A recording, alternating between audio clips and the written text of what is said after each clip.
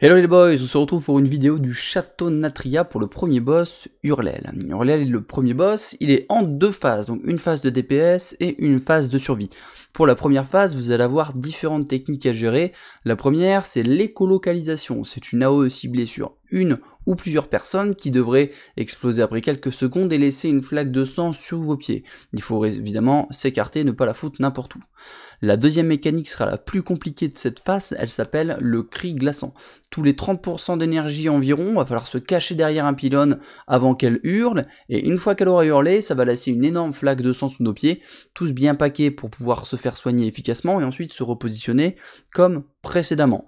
Elle va laisser également après ce cri glaçant un debuff qui s'appelle exsanguiné. Après, normalement, le cri glaçant devrait avoir 5 stacks de ce debuff.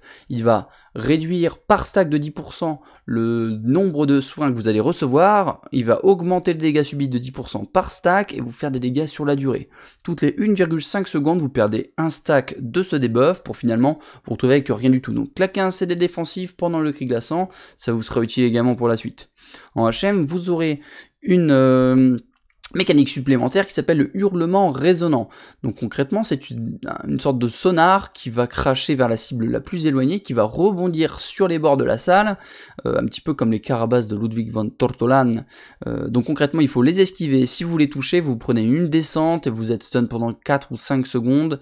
Donc vous risquez de prendre une belle branlée. C'est facilement esquivable, donc vous pouvez le faire, j'en suis sûr. En phase 2, c'est la phase de survie. On arrête de DPS le boss, sinon vous prenez une descente également.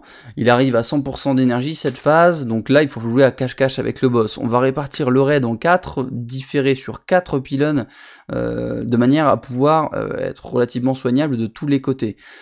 Ça va être relativement simple, le boss va se déplacer, il va caster un spell, quand il casse le spell il faut être certain que vous soyez hors loss, caché derrière un pylône, pour être certain de ne pas vous faire toucher, sinon encore une fois, vous prenez une descente, et en HM, vous aurez également les sonars pendant cette phase, donc esquivez tout ça, et vous serez en vie pour repartir ensuite en phase 1.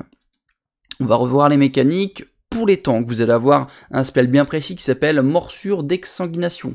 Donc concrètement, il va focus un boss et lui appliquer 10 stacks d'exsanguiné. Donc là, il faut faire un switch boss, un switch de tank, pardon, et il va falloir claquer des CD défensifs de manière à pouvoir attendre un petit peu que le debuff revienne à la normale. Très important également, il va falloir tanker Hurlel dos raid parce que le boss cleave. Pour les soigneurs, très important, il va falloir faire une rotation de CD heal et de CD défensif sur le cri glaçant de manière à pouvoir tenir la vie du raid efficacement. Et pour l'écolocalisation, il va falloir évidemment pré-shot les heals, c'est facilement traquable. Pour les DPS, ici, il n'y a pas grand chose à dire. Claquez des CD défensifs pendant le cri glaçant. Positionnez-vous correctement pour l'écolocalisation, une range 8 à peu près. Et surtout en phase 2, ne pas faire de DPS. Voilà pour la strat de Hurlel, n'hésitez pas à me poser des questions si vous le souhaitez, j'ai mis une vidéo en commentaire pour que vous puissiez voir et avoir un aperçu des mécaniques. Je vous souhaite une très bonne fin de journée, des bisous, bye bye.